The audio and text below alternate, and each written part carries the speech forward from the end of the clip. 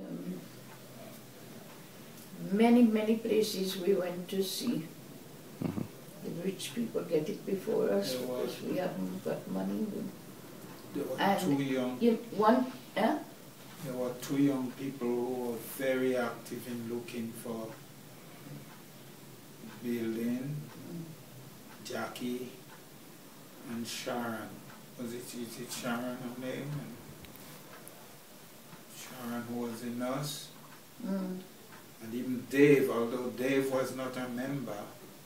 But Dave would come and tell us. It's Dave Russell, right? That place is up for sale. And But exactly the bank.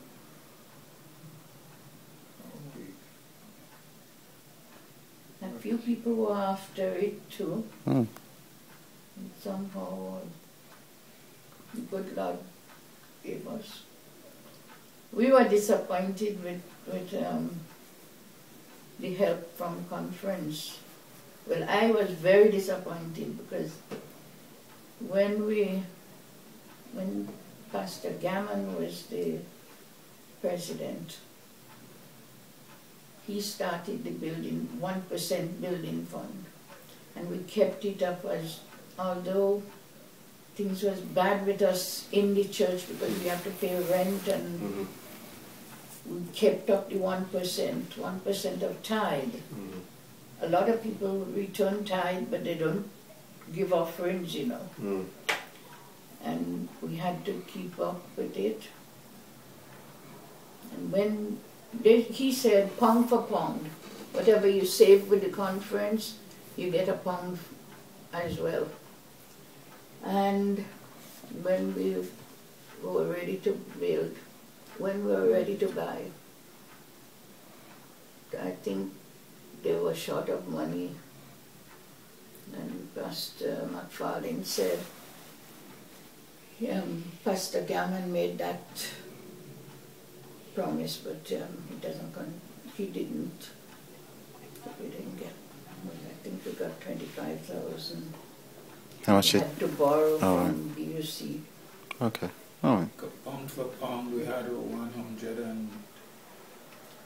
We had I can't remember now, 160 something. We had quite a good building fund because they said we had the biggest building fund in the conference at the time. And we were a small church, always a small church. Now I see it's full up. But when we started, probably about 16, I think it was, adults who were on the church list. And then they come and they go. They come and they go. No continuity at all. But the very Sabbath we were organized as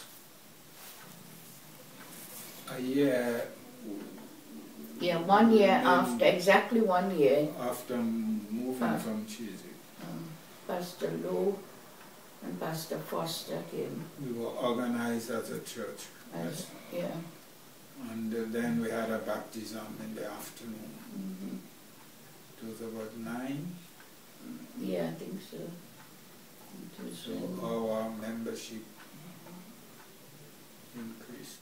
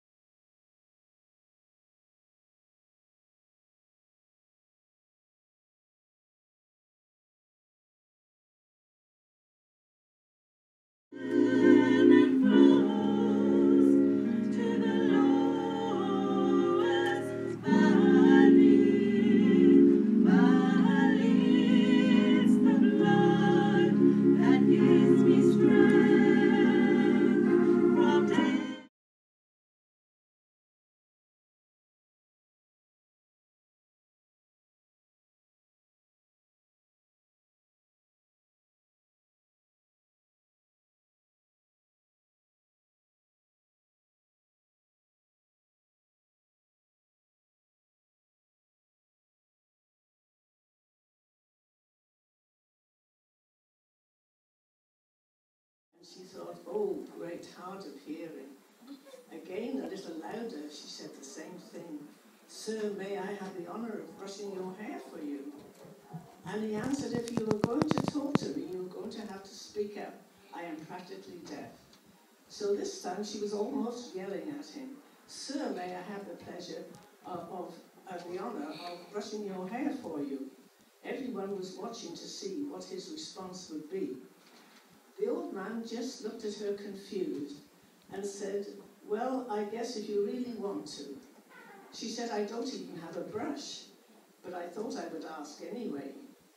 He said, look in the bag hanging on the back of my chair. There is a brush in there. So she got the brush out and started brushing his hair. She has a little girl with long hair, so she has lots of practice getting tangles out and knew how to be gentle with him. She worked for a long time until every last tangle was out. Just as she was finishing up, she heard the old man crying. She went and put her hands on his knee, kneeling in front of him again and looking directly into his eyes and said, Sir, do you know Jesus? And he answered, yes, of course I know Jesus. You see, my bride told me she couldn't marry me unless I knew Jesus. So I learned all about Jesus and asked him to come into my heart many years before I got married. He continued, you know, I am on my way home to go and see my wife. I have been in hospital for a long time and had to have special surgery in this town, far away from home. My wife couldn't come with me because she is so afraid herself. He said, I was so worried about how terrible my hair looked, and I didn't want her to see me looking like this, so awful. But I couldn't brush my hair all by myself.